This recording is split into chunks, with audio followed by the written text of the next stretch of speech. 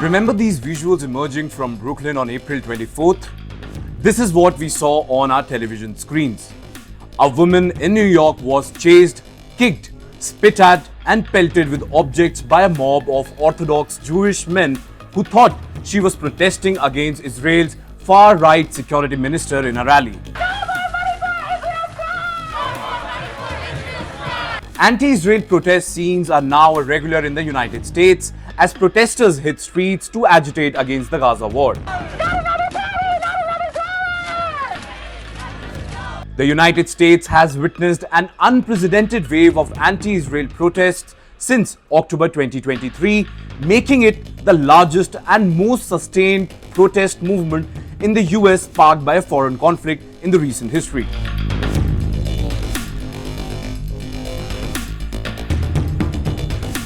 In the months following President Donald Trump's return to the White House in January 2025, the US saw a surge in anti-Israel protests, particularly in college campuses and in major urban centers.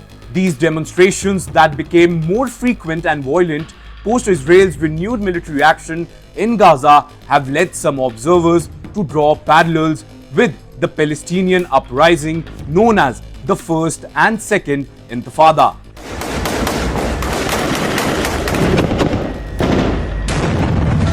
The intensity and the frequency of these protests raise questions about potential of a third intifada in the United States this time. Now, before we dive into why these protests could eventually take form of an intifada, let's first understand the historical spirit of the word that translates into rebellion. Intifada literally translates into rebellion. To contextualize the current unrest, it's essential to understand the historical significance of the previous two intifadas. First Intifada began in December 1987 in the Jabalia refugee camp and quickly spread throughout the West Bank and Gaza Strip. Characterized by mass protests, civil disobedience, and general strikes, the movement was a response to decades of Israeli occupation. In fact, the uprising led to deaths of approximately 200 Israelis and nearly 2,000 Palestinians. It concluded with the signing of the Oslo Accords in 1993, which was aimed to establish a framework for peace negotiations. Second Intifada started in 2000 and was also known as the Al-Aqsa Intifada. This period of intensified Israeli-Palestinian violence was triggered by the visit of an Israeli politician to the Temple Mount in Jerusalem. The uprising involved armed confrontations, suicide bombings, and military operations, resulting in the death of over 1,000 Israelis and more than 3,000 Palestinians.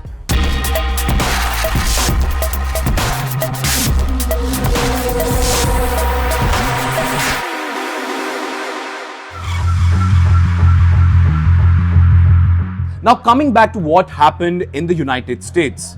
Well, in March 2025, following the resumption of Israeli airstrikes in Gaza, anti-Israel protests erupted across the United States. Demonstrations organized by groups like the Palestinian Youth Movement took place in cities including Washington, D.C., New York, San Francisco, and Los Angeles. In New York's Times Square, protesters chanted slogans such as "End the Zionist occupation," while in front of the White House, crowds shouted, "Gaza, Yemen, make us proud, tear this occupation down." Columbia University became a focal point for campus activism.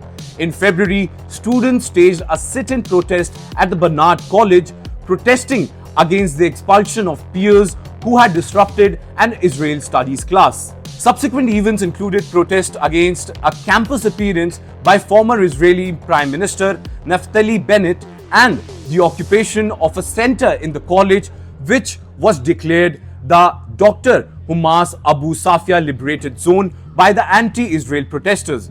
Well, tensions escalated further in April when a Palestinian student, Mohsin, was arrested by immigration officials during his US citizenship interview. A US judge later ruled that the arrest appeared to target his political speech protected under the First Amendment and ordered his release.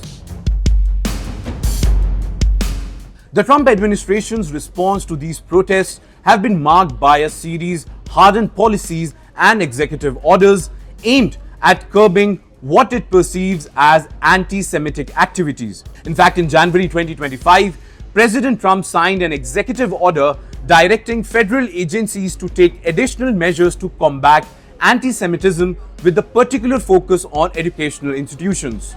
The order called for increased monitoring of what US administration calls alien students and staff, and mandated reports on campus anti-Semitism incidents occurred after October 7, 2023. Harvard University also came under scrutiny when two task forces reported widespread anti-Semitism and Islamophobia on the campus.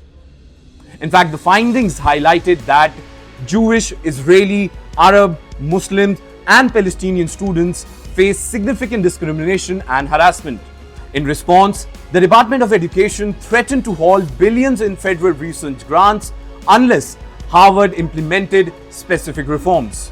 Additionally, the administration has pursued a policy targeting pro-Palestinian international students and academics for deportation.